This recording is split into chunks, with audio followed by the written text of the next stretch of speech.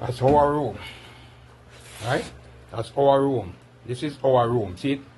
Same, not different from the kids and one. See it? See it? It's not different from the kids and room. See it? See it? It is not different from the kids and room. See it there? It is not different. See it there? That's how she kept the place. See it there? That's how she kept the place. See it there? See it there?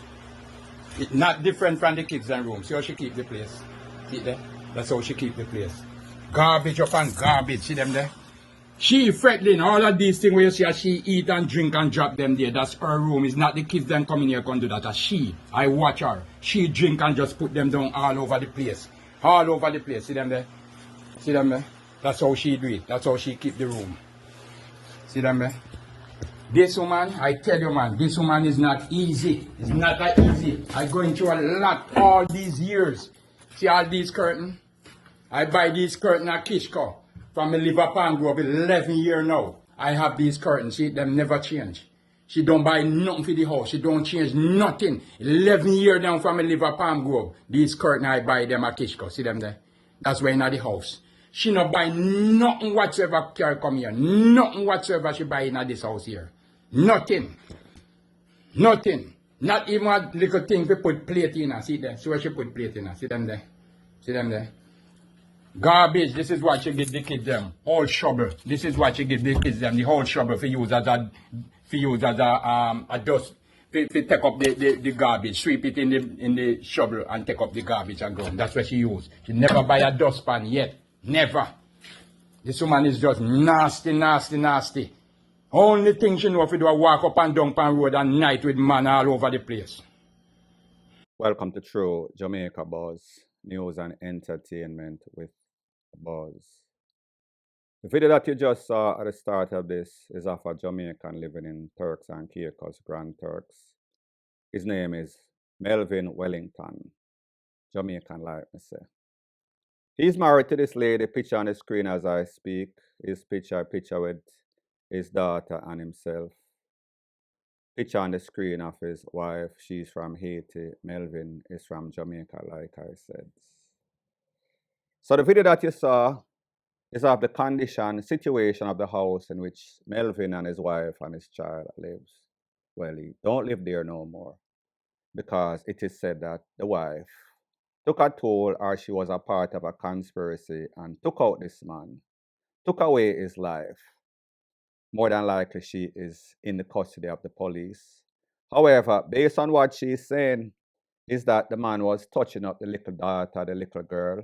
So therefore, she got kind of ticked off and she took away the man. Whether she did it in some sort of conspiracy, I don't really know the full details. However, her side of the story is that because the man had done this to her child, she had no other choice. And the man was not only touching up the little PICKNEY, he was also beating her up. However, the facts are polar opposite to what she claims. It is said that Mr. Melvin Wellington was caught by his wife in his house with a piece of board or a tool before. Licking over him eye, he actually went to the police station, made a report, and there was a restraining order against the wife. And the wife had to leave the house and could not go back because of this restraining order. That was when she decided to take away her husband. Now, people, there's a spin to the whole thing that makes it even worse. Like here, the man saying at the start of the video, all she know for do is roam road and pick up man. So he was assuming that she have another man. It is said that the girlfriend or the wife, she was also 4 months pregnant at the time in which Mr. Wellington lost his life. So people, this is definitely what is going on. When you look at the house, you see that there's chaos. We can understand when a man nasty, and I am not saying a man supposed to be nasty, but a woman who is supposed to be a caretaker, not using any sorts of all-time thing, but me just say, usually women are more organized when it comes to house. They make sure say everything clean.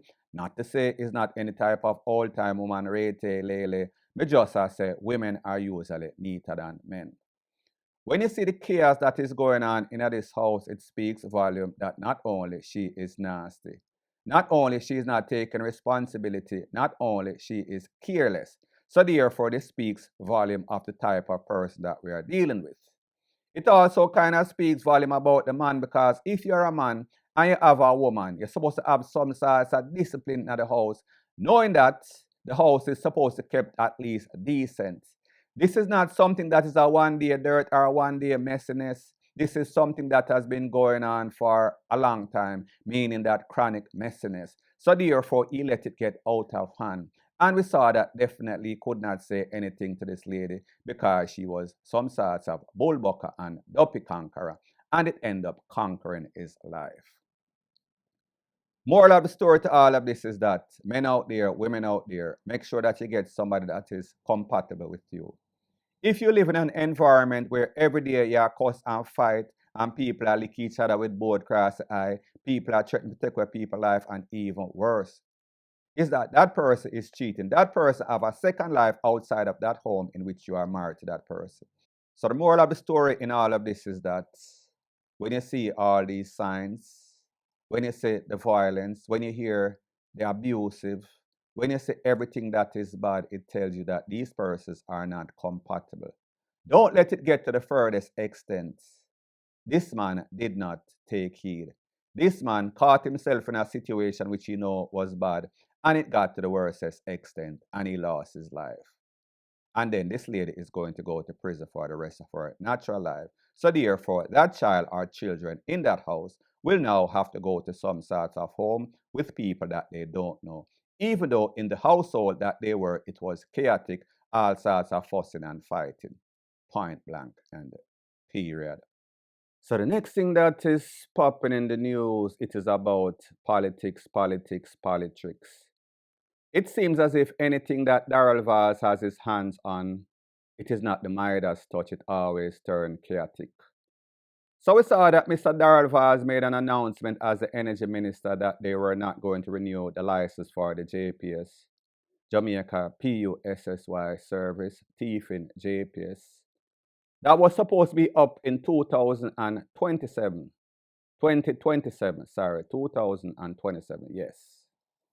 However, we see that a natural disaster known as Hurricane Melissa hit, and we see that whole of the JPS pole, most of them, not all, were damaged, and we saw that Jamaica was pretty much in a blackout, most places. However, since then, I think that they've renewed maybe about 75% or so. Don't quote me on that. Well, people, you know that JPS has to invest a whole bunch of money, a whole bunch of effort, a whole bunch of capital.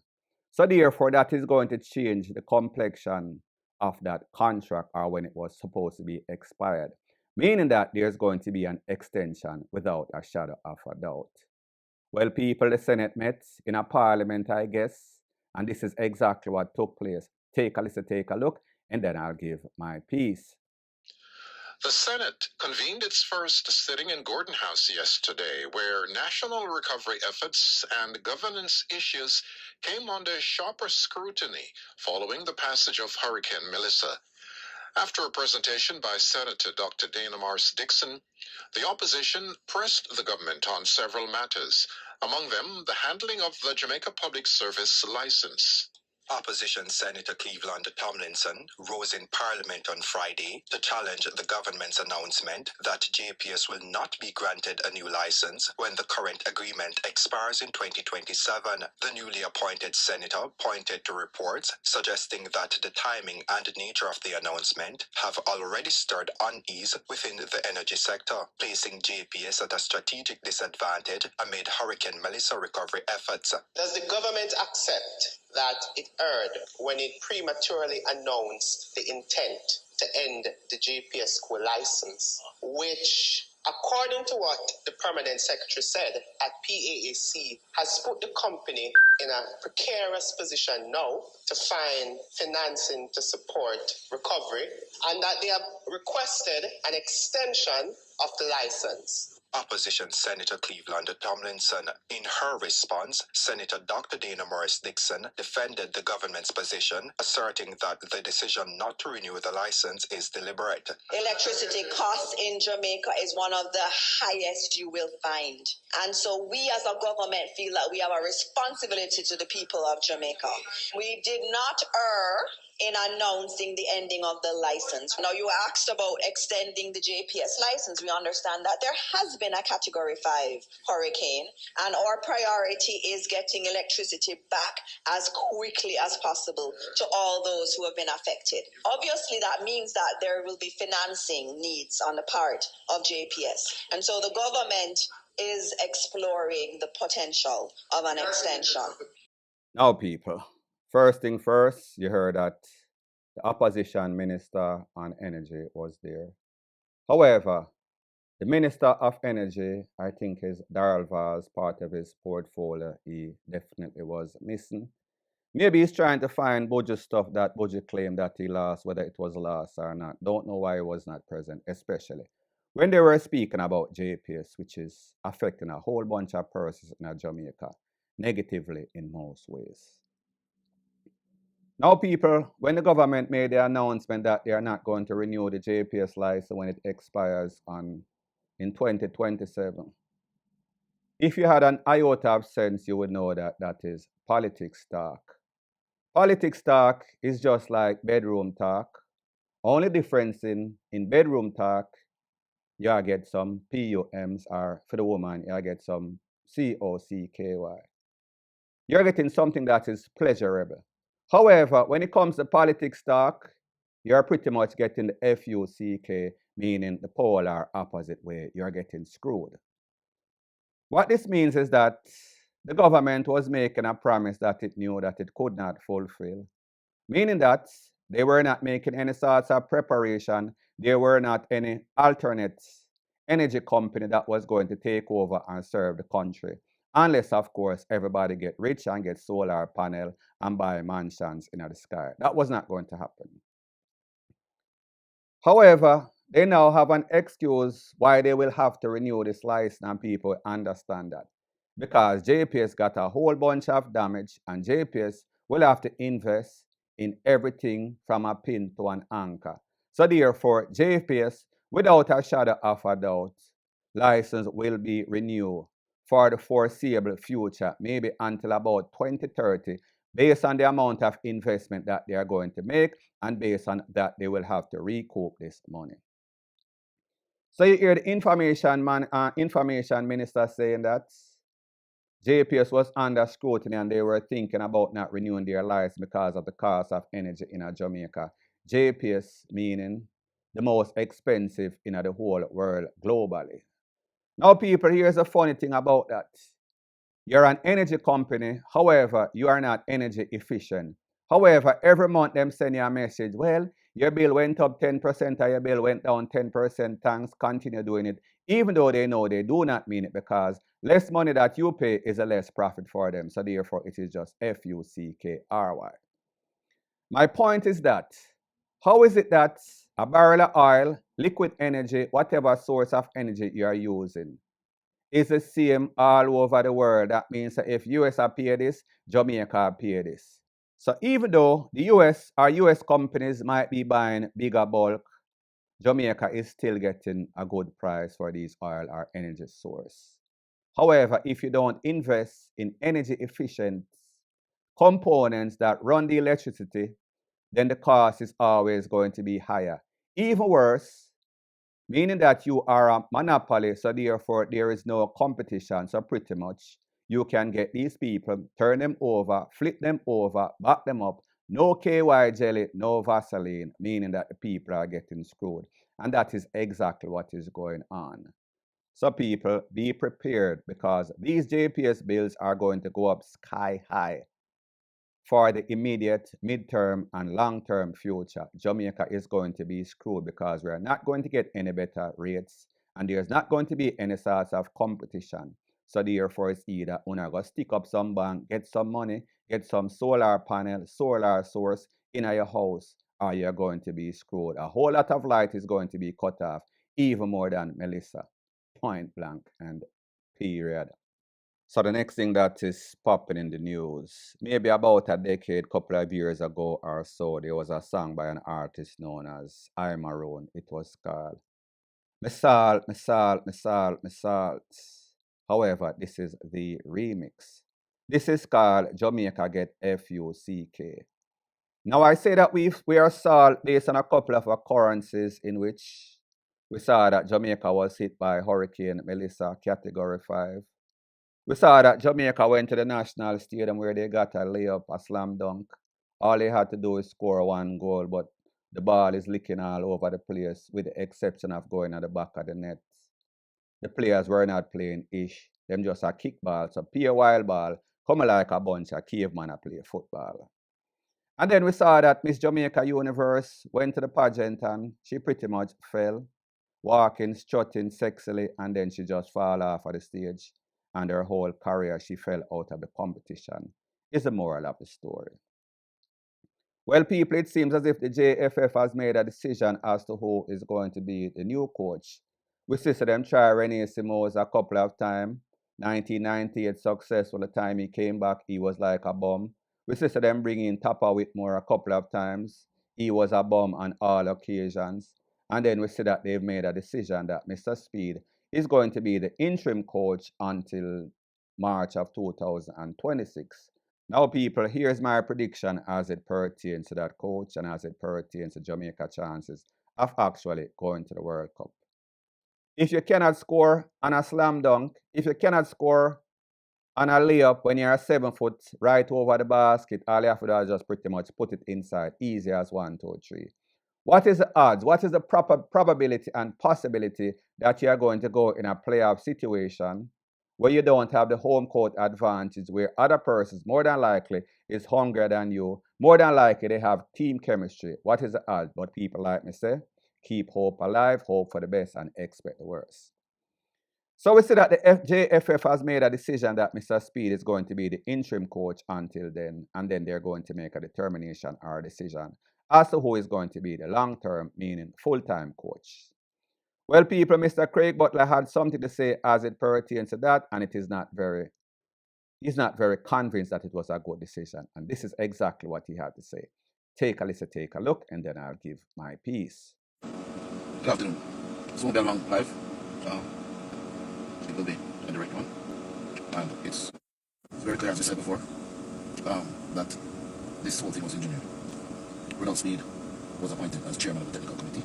The chairman of the technical committee selects the coaches and players for the competition. Ronald Speed went out and he selected Steve McCarron, whose track record shows a very failed coach, unable to hold on a position for more than a year, fired many times for incompetence. It's not nice things that I have to say, but it's true. And so he selected him. And once they selected him and had him going, Speed then appointed himself as this advisor to the coach. So all the decisions that were being made by the coach was advised by Ronald Speed. It is very clear that the coach, the players don't relate to Speed. They don't like him. They don't speak to him at all. Maybe King. But when this whole debacle came up, I realized early that they were going to put Speed in, because the person who's going to select the new coach is the chairman of the committee. And the chairman of the committee is the person who offers himself for a coaching job. So it's really ridiculous for us to even look at other coaches. Any coach that comes in is going to be a figurehead, or Speed will run it. Because while this is a major conflict of interest, it must be clear why he does it. In most European countries, to safeguard their homegrown talent, meaning the players that are born in their countries, they require that any club that wants a player has to, for example, in England, get a player that has 75% of his country's last 15 games as a start. So, in the national team. So if you want to get a work permit, you have to get qualified in that way. So Speed uses position in the JFF to include all these young players so they can get the caps, because he hopes that they'll be able to use the caps to get the work permit in England so that they can sign a contract. There's only one other way that I know of, and it's called the special talent clause, which allows a club that if they will pay over 10 million for the player, they forget about the qualifications for the players, because it's a special talent. So that's why Speed has been so actively involved in the national team. It's really a money making thing to try and get these players. So unfortunately, what this has resulted in is Liam Bailey never played under 13, under 17, or under 20 for Jamaica, or under 15. None of them. Neither did this. And that was engineered by Speed. So now that he's the head coach of the national team, I really wish us well, because the bias will continue. And they try to put the bias on me and Felix. And the pressure, because what happens is, because Speed is in control of the national team, if you want to make the national team, you have to leave on wherever club you come from and go to his. That's why I was able to steal 3 of my players this year. Denzel McKenzie, Marion Thomas, and Michael Fox. All went there thinking life was going to be better for him. That's not how it works. You know? Luckily for me and for Felix, I've built very strong relationships and a reputation overseas. And so I can move my players. For Jamaica, it is really sad and saddening, because now I know even more than ever he's going to, the national team will not have the support that they need. he's going to try and block out the work my man's like Leon Whisper. Can you imagine? He was the one who was there behind McCarran telling him not to play this thing. Listen, McCarran get fired. Now, people, you heard what Mr. Craig Butler had to say. However, when I speak, I have to ask the question, is this a case where the fox don't get the grape, don't get the job, so he said that it is sour and he starts talking about other person. However, if what he's saying is true about Mr. Speed, that he was part of the decision-making committee that picked this coach, was part of the decision-making process of this coach, meaning the players and all other things affecting the Reggae Boys, then pretty much he was just like the coach, meaning garbage. The definition of insanity is doing the same thing over and over and expecting same result. So I say this to say that if the person that was monitoring the coach, making decision along with the coach, and we saw the result that we got from the coach, that means he is just like the coach. The coach is a knockoff or a representation of Mr. Speed. So therefore, why you want to do the same thing that failed us before, to fail us right again? It makes absolutely no sorts of sense. If what Mr. Butler is saying is true, then there's an obvious conflict of interest as it pertains to picking the team, picking players. Because we see, based on what Mr. Craig Butler is saying, Mr. Speed is doing things that is in the best interest of his club, not in the best interest of Jamaica. As it pertains to Mr. Butler being in the head of Phoenix, would there be a conflict of interest as it pertains to players, specifically Leon Bailey, specifically Whisper, meaning the younger youths?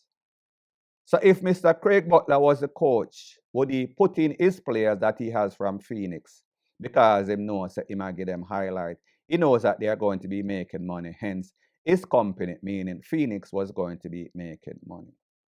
One thing for certain and two things for sure. When it comes to Jamaica, politics is going to be the demise of everything, including the Reggae Boys. And we saw what is going on as it pertains to all of this chaos. People, in my opinion, none of these coaches that we see in Jamaica would actually qualify to bring the Reggae Boys to the threshold that they need to go to, take them over the hump. They are mediocre coaches, and most of the coaches that they recruit from overseas, they are not very good coaches. So therefore, subpar. So therefore, if we are picking from subpar coaches and subpar manager and a subpar organization such as JFF, it is only a recipe for failure, and that is what we've seen over the past couple of years. And that is what is going to continue if the same old type of politics is going to continue. Point blank and period. So anyways, people, thanks once again for checking out my video. If you appreciate videos like these, please show your appreciation by liking, commenting, sharing, and subscribing to my channel. That is how YouTube promotes videos like these to like-minded, sensible persons like yourself. Bless up.